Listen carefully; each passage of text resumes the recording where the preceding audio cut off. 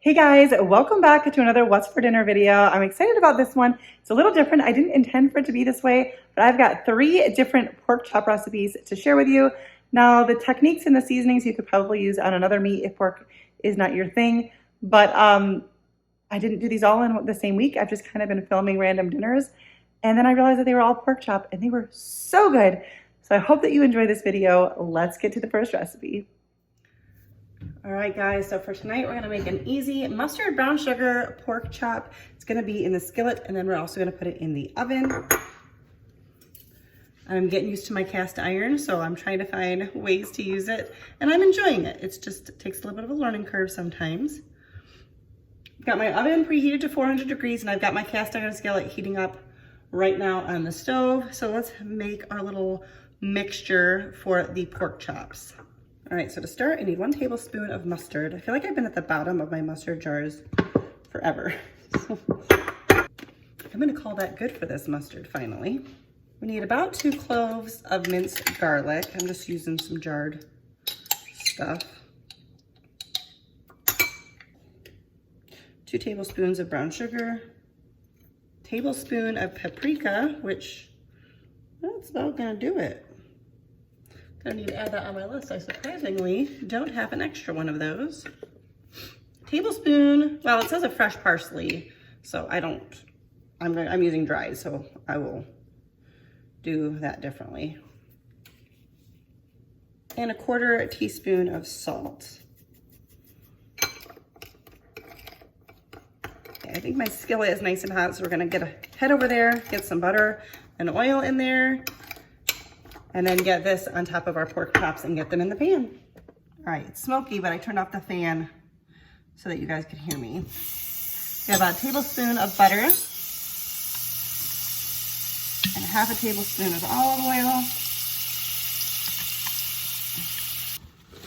I'm just taking the pork chops. I'm going to smear this mixture on it. I feel like something's wrong. I feel like this shouldn't be smoking this much. Hang on a second. I started over. I cleaned that out and re-oiled it.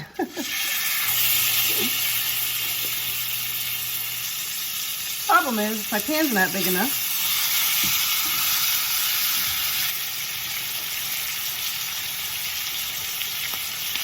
So my pan isn't big enough, so I had 3 pork chops out, but I'm just gonna do the 2. We're gonna let these cook for a couple minutes, and then we're gonna flip it. All right, we're gonna give these a flip.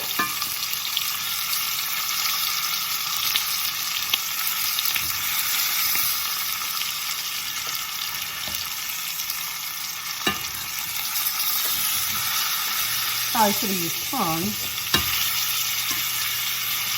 All right, now we're gonna pop these into the oven for about 8 minutes or until the pork chops are done.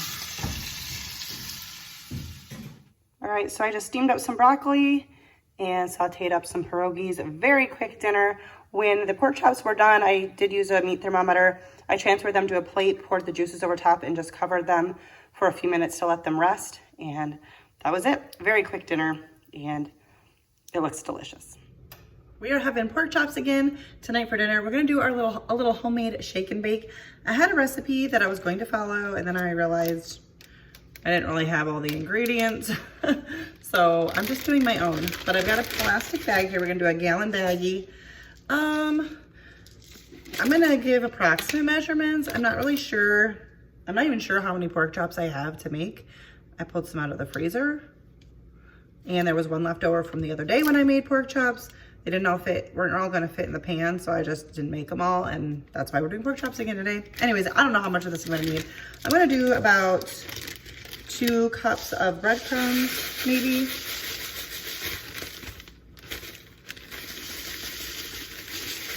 Maybe more like 1.5 cups. These are panko breadcrumbs, but you use whatever. Does that look like 1.5 cups? That might just be a cup. I don't know. We're gonna go with that for now.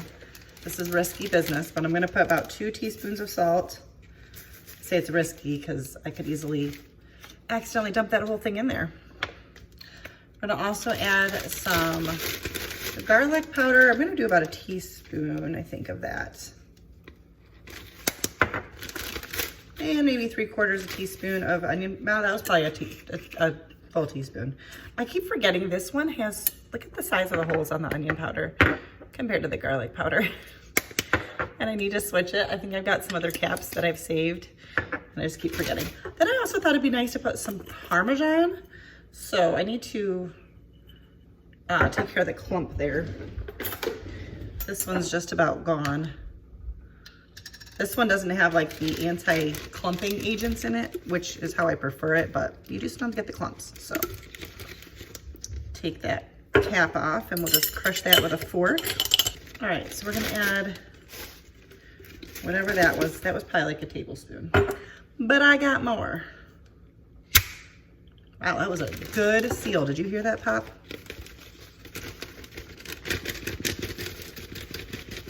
I'm gonna say we're adding like 2 tablespoons all together maybe. And let's seal up our bag and mix it around. All right, so this pork chop is left over from the other night. I never did anything with it. So I'm just patting it dry. All right, so I'm just going to drizzle a little bit of olive oil on both sides. I know there's a paper towel in there, so maybe that feels counterproductive, but. And then one at a time, I'm going to put this in our baggie. We're gonna zip it up. Leave some air in there. Shake her up.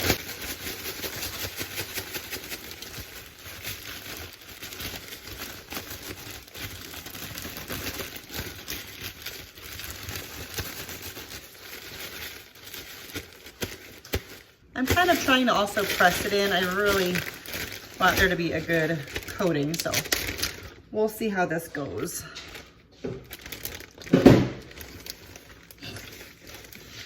And then I've got a baking sheet here that I have lined with parchment paper. And we're just gonna go ahead and do the rest of the pork chops. All right, so I had more, like twice as much seasoning mixture breading stuff than I needed. I was kind of trying to guess the amounts based on a recipe I had seen that called for 6 pork chops, but these are 2 really large ones and like a regular size pork chop. So I don't know, but it's all a little bit, you know, up to taste, and it's a guess because not all pork chops are the same size. But we're gonna put this in the oven at 425 for 15 minutes, and then I will flip them and then put them for about another 10 minutes. But I would recommend using a meat thermometer to make sure that they are done. So you're gonna cook them till they're done. All right, serving the pork chop alongside some applesauce and a nice salad. Very simple, but it smells delicious. For tonight's dinner, we're going to be having a Boursin cheese pork chop. It's like a Boursin cheese sauce. We'll get to that in a second.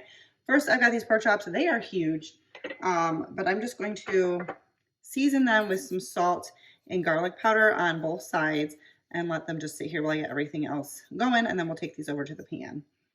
I did let these sit out for just a little bit, and I did pat them dry as well. All right, so I've got my skillet pretty hot here. I'm gonna add in 1 tablespoon of butter and a tablespoon or so of olive oil. Put on my apron because I have a feeling this is gonna be a flattery process. We're gonna cook our pork chops for about 5 minutes per side. I don't know if I'm gonna be able to fit both of these in here at once. So right off the bat, I can't. I might be able to at the end when I put them back in because it'll probably shrink down a little bit. So 3 to 5 minutes per side, and then we'll remove these from the pan and make our sauce. So I will be back when they are both done. All right, I'm gonna add in a little bit more olive oil here. I'm adding in a very, very small onion, or you can do like a half an onion. And I'm going to saute that for a few minutes. Very sizzly, so it's very smoky. But we're gonna just saute those for a few minutes and get them nice and soft. All right, so they're not burnt. This is just all the brown bits from the bottom of the pan, which we're gonna get the rest of that up. We're gonna add in 3/4 cup of chicken broth.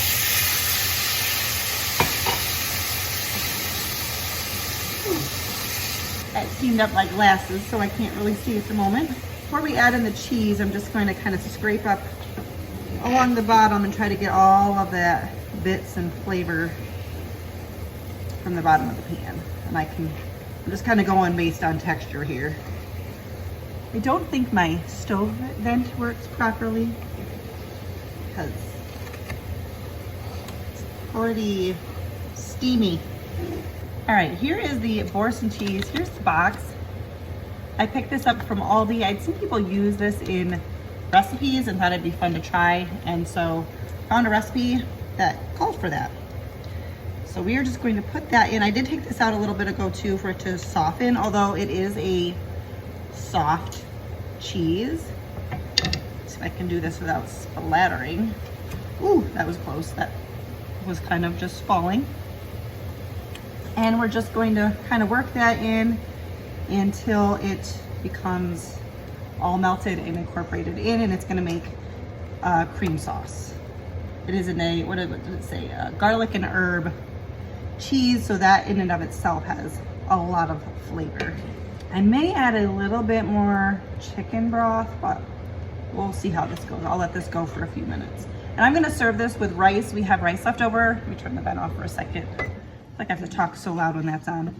We have rice left over from a couple of other dinners, so I just pulled that out of the fridge, and I've got some broccoli steaming up over here.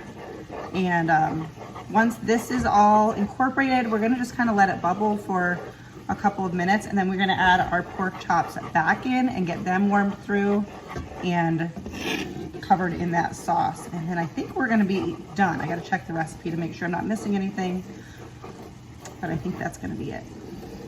I'm hoping I can get both pork chops back in here. I think I can, close enough. I think they probably shrunk down enough in the cooking process. It would have been easier with smaller pork chops, but I couldn't tell what size they were when I pulled them out of the freezer. All right, we're gonna let this go for just about maybe 2 minutes, and I will probably keep stirring it. All right, I'm gonna add another little bit of chicken broth. It says to do that if it gets too thick. Because we're gonna let this go for a couple more minutes with the pork chops so they can warm through and make sure they're finished cooking. I'll pull out my meat thermometer as well, but I know it'll thicken up more, and it was already pretty thick. So we're gonna add our pork chops back in and any juices that are in this dish, because you know, you don't wanna waste any of that. So they're not fully submerged, but it'll be fine. Flip those. Make sure they all get fully covered, trying not to splash. Definitely an apron worthy meal. All right, we're gonna let this hang out for another, I don't know, 3 or 4 minutes. I'm also gonna pull out my meat thermometer. We'll pull them when they're done.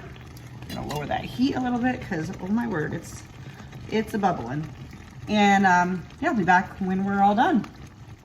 This Boursin cream sauce on this pork chop was so good. My husband kept raving about it. I will definitely be making it again, and I will be buying Boursin cheese and seeing what other recipes I can find to make with it because it's so good.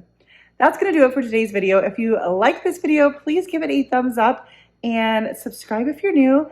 If you are subscribed, please make sure your notification bell is turned on. That makes a huge difference. Believe it or not, I mean, it's supposed to, you know, when YouTube's working right. Anyways, guys, thank you guys so much for watching. I will see you in my next video. Bye, guys.